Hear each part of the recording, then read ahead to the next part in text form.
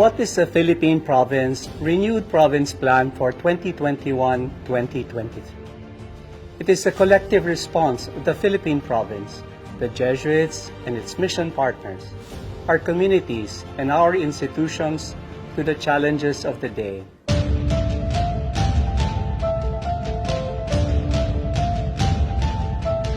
First, we have seen and experienced the havoc created by the COVID-19 virus, resulting in the great suffering of our people through illness and death, loss of lives and livelihood, and the worsening poverty and destruction of people's lives, hopes, and dreams.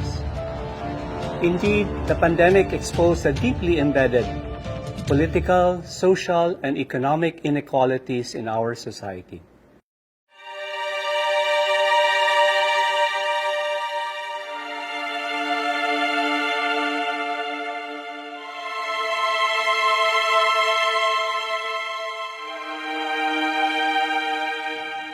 Second, we have seen and experienced the creeping authoritarianism that has enveloped the Philippine nation, resulting in the death of thousands of Filipinos due to the war on drugs, the breakdown of the rule of law, the abuse of power and its impunity, the assault on and weakening of democratic institutions, the intolerance of dissent, and the almost total capitulation of our national interests to China.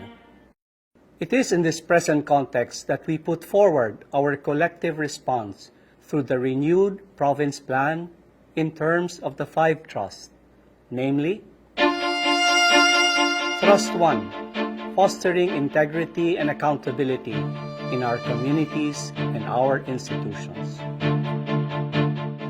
Thrust 2, feed the hungry, especially our children, and create sustainable livelihoods. Thrust 3, summon our youth to engage citizenship.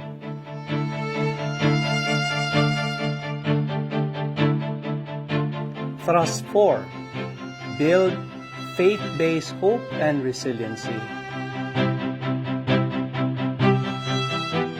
And finally, Thrust 5, cultivate personal and institutional ecological conversion.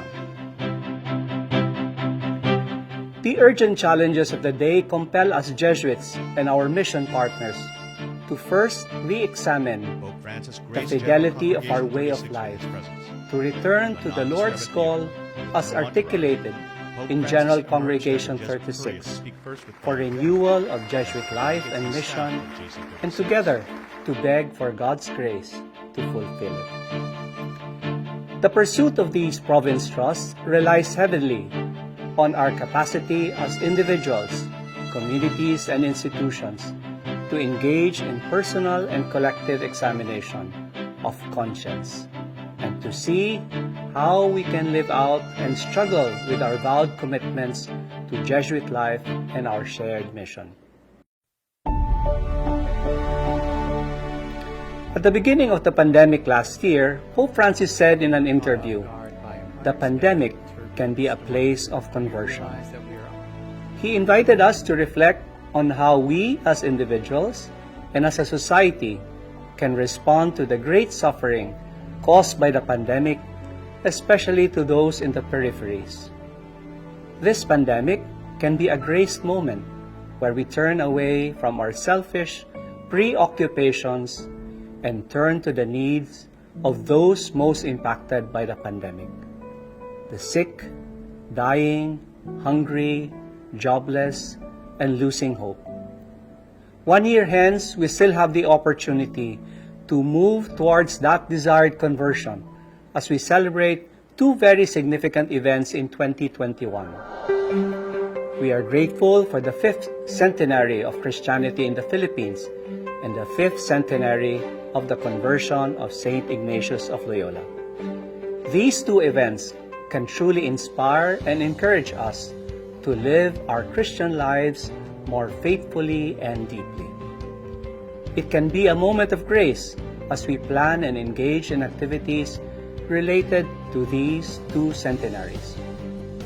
These twin celebrations, therefore, with the planning and implementing of the province plan, can renew our experience with God by directing our efforts toward those most impacted by the pandemic and the volatile national and political landscape. Mary, patroness of the Philippines, pray for us. Saint Ignatius of Loyola, pray for us.